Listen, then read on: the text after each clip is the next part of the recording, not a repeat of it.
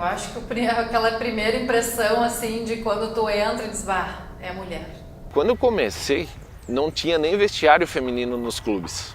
Existem várias mulheres hoje trabalhando com futebol no Brasil inteiro.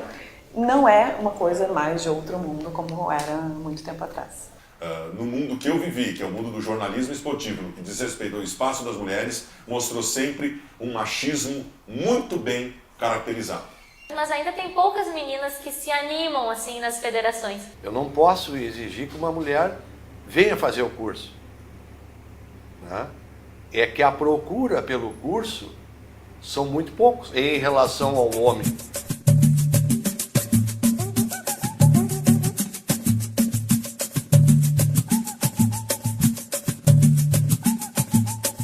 ...210 árbitros no quadro da Federação Gaúcha de Futebol. 6 são mulheres. 13 municípios fazem parte da fronteira oeste do Rio Grande do Sul. Neles, incontáveis times e campeonatos de várzea. Sabe quantas árbitras mulheres nessa área de 46 mil quilômetros quadrados? Somente eu. Desde 2016, trabalho como árbitra assistente do futebol amador de algumas cidades da região. A paixão pelo futebol e a familiaridade com a câmera me motivaram a mostrar esse universo que poucos têm interesse em saber, o das árbitras gaúchas. A gente sabe que existe uma diferença física entre homem e mulher. E os índices não são fáceis, realmente. E a gente tem que fazer o mesmo teste. Então, ali, se a gente quer igualdade, ok, igualdade, vamos fazer o teste igual. Mas não é fácil e muitas esbarram ali. Tanto homem quanto mulher, claro, dentro dos protocolos exigidos pela FIFA, devem sim passar dentro dos limites. Atualmente, todos nós, sendo homens ou mulheres, temos que fazer o teste físico que é categoria nacional 2. A gente acha que talvez poderia ser exigido o nível nacional 3 para a mulher e o nível nacional 2 para o homem, que é um pouco mais exigente, mas dá um intervalo um pouquinho menos entre os tiros, o que já dá uma ajuda bem grande no teste inteiro. A diferença biológica simplesmente não tem nenhum significado. Porque nós estamos falando de reflexo, nós estamos falando de conhecimento da regra. E isso uma mulher e um homem podem ter sem problema algum e sem diferenciação alguma. E aquelas que vêm, muitas vezes não dão a atenção necessária à preparação física e acabam sendo reprovadas lá no fim do curso. Por isso esse número menor de mulheres dentro do nosso quadro. Eu treino com os meninos que são da mesma categoria que eu e eu treino 3 vezes mais que eles e ainda tenho mais dificuldade para fazer o teste físico. Os questionamentos em torno dessa realidade são inúmeros. Afinal, a que se atribui essa pouca participação? Por que a arbitragem ainda é uma atividade na qual temos pouca representação feminina? Acontece que nós vivemos num ambiente machista, que é errado, que vai olhar muito mais se o cabelo dela é bonito, se ela tá bonita, se ela tá com uma trança bonita, do que se ela apitou bem. A primeira marcação que tu faz é o que tu tá fazendo aqui, né? Vai lavar uma louça, isso daí é o que a gente mais escuta, vai lavar uma roupa, vai cozinhar pro teu marido, vai, sabe? Porque tu vai pra casa. Eles acham que ainda tem aquela ideia de que o lugar da mulher não é ali, né? Ainda não é onde ela quer. E a gente tá tentando provar o contrário. Eu acho que a mulher pode trabalhar onde ela quiser, é só ela se preparar, fazer curso, e que ela vai conseguir chegar onde ela quiser no futebol. Claro, tem alguns espaços que é mais difícil da mulher chegar, mas estão abrindo cada vez mais as portas. Mas o lugar para mulher ou homem nessa área, eu acho que vai depender realmente da dedicação do talento.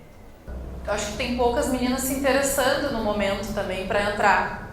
Porque a diferença hoje de categoria está muito grande. Eu, a Luísa e a Maíra numa categoria A, e as próximas que poderiam ter alguma vaga, elas estão na C ainda. Na arbitragem nós já temos nosso espaço, isso já está bem estipulado.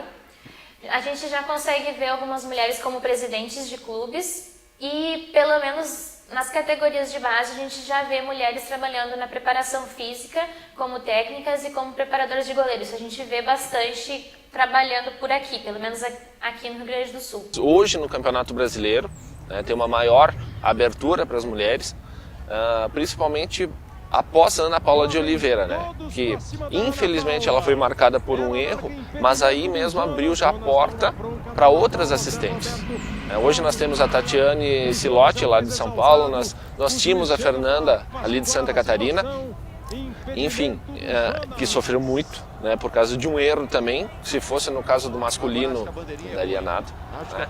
Mas enfim, essas mulheres abriram muito a porta. Também na arbitragem central, digamos assim, a Silvia Regina, que foi um marcante dentro da história da arbitragem brasileira, sendo a primeira árbitra que teve um trio feminino no Campeonato Brasileiro. Ainda causa alguma estranheza porque o número ainda é pequeno daquelas mulheres que conseguiram um espaço significativo. Só que esse espaço significativo que elas não conseguiram, eu repito, certamente nesses 50 anos não foi por incompetência, foi por restrições preconceituosas. A primeira árbitra do mundo foi Leia Campos, brasileira natural de Belo Horizonte. Leia se formou em 1967, mas seu diploma só foi reconhecido pela FIFA e pelo governo federal em 1971. Durante esses 4 anos, ela foi obrigada a fazer mais exames médicos e testes físicos, pois deveria provar que tinha condições físicas para exercer a atividade. Depois de apelar até o presidente da República da época, conseguiu seu diploma com a oportunidade que surgiu no Mundial de Futebol Feminino, no México, onde representaria o Brasil como árbitro.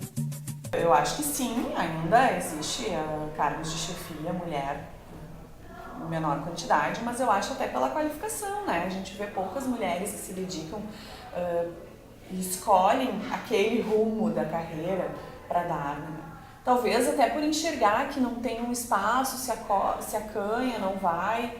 Esse espaço não depende apenas da vontade dela, depende de uma abertura, depende do entendimento das empresas de que ela tem a mesma capacidade que um homem para exercer a função.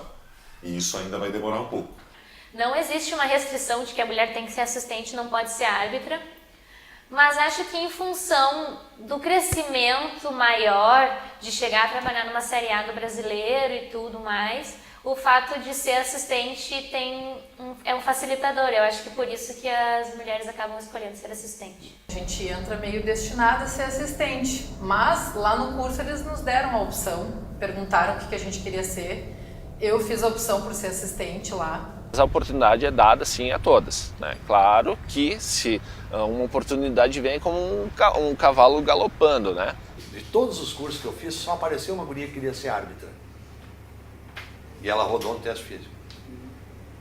As outras, a escolha dela já era espontânea, queria um assistente. Desde que o futebol surgiu há mais de 2 séculos, o convencional é que tenhamos os jogadores, comissão técnica e torcida nos holofotes. Estar no foco das atenções nunca foi um objetivo da arbitragem, afinal, geralmente quem repercute o futebol sou eu, no papel de jornalista. Mas, dependendo da ótica, nem sempre a arbitragem possui um papel coadjuvante em uma partida. O valor notícia, infelizmente, ainda é o clique. Botar uma mulher bonita, seminua, ainda vai ter muito clique e muita gente vai querer ver. Então, daqui a pouco, se tu for fazer uma matéria sobre uma profissional mulher da arbitragem, falando das suas competências e da sua carreira, vai ter muito menos cliques se tu botar fotos dela com poses em que o corpo dela aparece maravilhosamente bem. É o que acontece dentro de campo, é a decisão mesmo tomada por ele. A gente vai ter que repercutir de alguma maneira, né? Mas a decisão lá na hora do campo não foi nossa. Então, nós não podemos assumir essa responsabilidade de estarmos execrando a decisão dele. Nós estamos repercutindo a decisão dele. A decisão foi dele. Acertado ou erradamente, foi dele. Com tantas câmeras que tem dentro de campo, é quase impossível tu passar desapercebido. Eu acho que a todo momento estão nos observando, estão nos olhando. É muito difícil a gente passar em branco, assim. Não teve um jogo que eu não tenha escutado nada, assim, entende? A primeira vez que tu aparece, aí a mídia vai, a segunda vez a mídia vai, daqui a pouco eles já estão acostumados em te ver ali, né? Porque tu faz jogo, eles já estão acostumados em te ver. A gente fica bem feliz quando passa batido não só homens, como mulheres, né? Que daí significa que o nosso trabalho foi bem feito. Já teve um jogo em 2014, um jogo do Gauchão, em que eu marquei 4 pênaltis num jogo, né? Foi lá em Passo Fundo, e isso gerou bastante divulgação pós. Graças a Deus, os 4 eu estava certo, né? Então deu tudo tranquilo, mas assim, foi uma semana bem complicada. Foi num jogo que era em homenagem à mulher, do Dia da Mulher, e felizmente eu acertei um lance muito difícil. E isso fez com que eu fosse notícia no jogo, ficou a semana inteira a mídia falando sobre isso. E como foi um lance que eu acertei, eu fiquei bem feliz. Ainda me incomoda um pouco quando vira a notícia uma mulher no futebol pelo fato de ela ser bonita. Eu quero que elas ocupem o espaço por conta da sua competência. Eu quero ver uma grande arbitragem. Eu quero que um dia uma profissional da arbitragem vá mal num jogo e que a gente discuta só o fato de que ela foi mal. Não foi porque ela é mulher, não foi, olha, aquela mulher, aquela bandeira bonita foi mal. Não, eu quero que se discuta só o fato de que ela foi mal. Eu quero igualdade nesse sentido. Ninguém sonha em ser um árbitro de futebol. Ninguém quer ser um daqueles caras que tem um fardamento diferente dos outros e ninguém toca bola. Essa não é uma atividade em que os pais sonham em ver seus filhos ou filhas atuando, até porque nem é considerada profissão. Ninguém assina carteira de trabalho como árbitro de futebol. As motivações para se inserir e continuar nessa área que é tão injustiçada e rejeitada são diversas, dentre elas a paixão. Eu acho que num futuro próximo talvez nós possamos nem ter isso que nós estamos discutindo aqui como pauta, porque a gente nem vai lembrar que existem homens e mulheres apitando futebol. A gente vai lembrar que existem profissionais bons e ruins apitando futebol. Se já existem mulheres, é porque tem espaço para mulher. Se os cursos profissionalizantes são para todos, é porque tem espaço para mulher. Então, se no mercado ainda poucas mulheres atuam, é porque talvez menos mulheres se interessaram em seguir a carreira, se dedicar à carreira, brigar por um lugar para que essa carreira possa ser colocada em prática. Eu amo futebol. Eu amo futebol a vida inteira. Sempre quis fazer parte disso de alguma forma. Então, estando na arbitragem, pra mim é o tudo, assim. Cada vez que eu entro em campo, que eu vejo que eu tô fazendo parte daquilo de alguma forma, eu tô contribuindo pra coisa acontecer, pra mim já tá ótimo. Eu adoro futebol. Eu adoro as regras, eu adoro discutir as regras. E o que me motiva é que eu quando entrei, criei o objetivo de trabalhar na Série A do Brasileirão. Por enquanto as coisas estão se encaminhando para que isso seja possível, enquanto eu perceber que dá, que é possível, essa é a minha motivação, trabalhar no Brasileirão.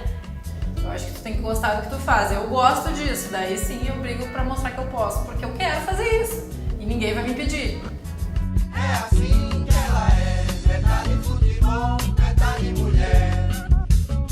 É assim que ela é, metade futebol, metade mulher. Agora eu digo que bom, que bonito, que rico. Um monte de gente sorrindo, dividindo o mesmo entusiasmo. Que bom, que bonito, que rico. Um monte de gente sorrindo de a classe. Agora